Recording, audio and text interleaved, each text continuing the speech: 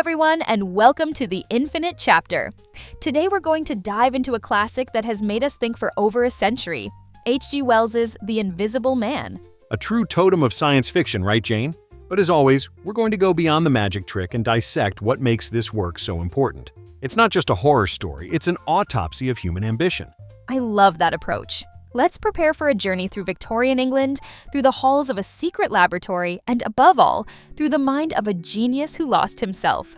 John, before we dive in, I want you to tell us about the mind behind all this.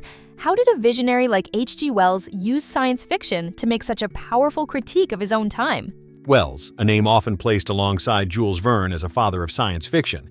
But there's a crucial difference. While Verne often glorified technology, Wells looked at it with a critical magnifying glass. And that is reflected in the novel. How? Look, the book was published in 1897, a very particular moment. The Victorian era was at its peak, and a nearly blind optimism reigned in the air. The Industrial Revolution continued to transform the world. Electricity lit up cities, the telegraph connected continents. People sincerely believed that science was the key to a utopian future, that it would solve all of humanity's problems. But Wells did not share that naive vision. He was a true visionary, a skeptic who looked beyond the dazzle. He didn't just ask what we could do with a discovery like invisibility, but rather what having that power would do to us. He posed the great ethical question of his time, and which remains ours. What happens when technology advances at a speed that human morality simply cannot follow? It is the crucial "what if" question of his era, one that resonated with the underlying fear that humanity, with so much power in its hands, was its own greatest threat. So, instead of a mirror, he used science as a magnifying glass to examine the fears of his society. Exactly. It's a warning. What happens to Griffin is what can happen to society as a whole if knowledge advances without an ethical compass. It's the voice of caution in a chorus of celebration. The story, for those who don't remember it, starts in an almost theatrical way with the arrival of a strange outsider to the small, quiet village of Iping. It's Griffin, the protagonist, with his body completely covered in bandages, coats, and dark glasses, hiding his secret at all costs. The mystery surrounding this man is what serves as the initial hook, forcing the reader to question his true nature. The innkeeper, Mrs. Hall, at first only sees him as an eccentric guest, but his erratic behavior and his refusal to be seen, even to have anyone enter his room, raise the first suspicions. And that initial mystery is what hooks us, right? You wonder, who is this man hiding behind the bandages? Exactly. And the mystery soon turns into terror. The inhabitants of Iping suspect him.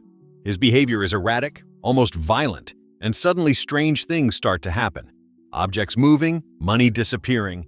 It all culminates in a chaotic scene when Mrs. Hall and the village police officer try to confront him. At that moment, Griffin is cornered, and the secret is revealed in the most spectacular and terrifying way possible. He removes the bandages one by one, and everyone sees with horror that there is nothing underneath. The story stops being a mystery and becomes a desperate chase. And that's where Griffin begins his descent, right? It's not a simple flip of a switch, it's a slide with no return. He goes from being a brilliant scientist to a fugitive and, finally, to a criminal without scruples. What starts as the pinnacle of his intellect, a scientific fascination, becomes a weapon he uses to terrorize and subdue others. He realizes that invisibility gives free rein to his darkest impulses and becomes a weapon of chaos, stealing and assaulting without apparent consequences. It's a manifestation of his arrogance. He feels above any norm or law. A weapon and a prison. He uses his invisibility to steal, assault, and terrorize, but in reality, he's trapped by it. He cannot enjoy a normal life. For him, being invisible is like living naked and unprotected in a cold world. His sanity disintegrates as he faces total isolation. The power not only corrupts him, but annihilates him from within. His former colleague, Dr. Kemp, becomes his last and most desperate attempt at connection, a confidant to whom Griffin confesses his crimes and his ambition to create a reign of invisible terror. But Kemp, representing the morality that Griffin has lost, becomes his hunter. It's an ending as tragic as it is inevitable, because the only way society can stop a man without limits is by stripping him of his power. One of the most fascinating things about the novel is how Wells tells the story. He doesn't do it linearly. What do you mean? I remember the narrator telling what was happening. Yes, but he jumps from one character to another. It starts with the villagers, who only see the mystery from the outside.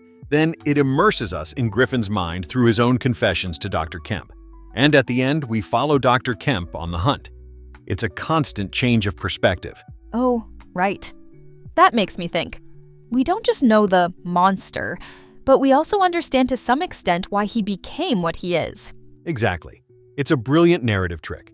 The reader not only sees the effects of invisibility, but feels Griffin's loneliness and desperation. And there's very strong symbolism, Jane. His invisibility is not freedom, it's a curse. By losing his visibility, he loses his identity. He has no face. Therefore, why should he have morality? He becomes a predator. Well, John, Wells being a visionary, there must be some hidden detail we've missed. Any curiosities or Easter eggs? There are several.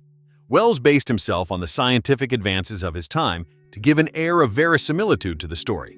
He himself was an educator in biology, a field that fascinated him.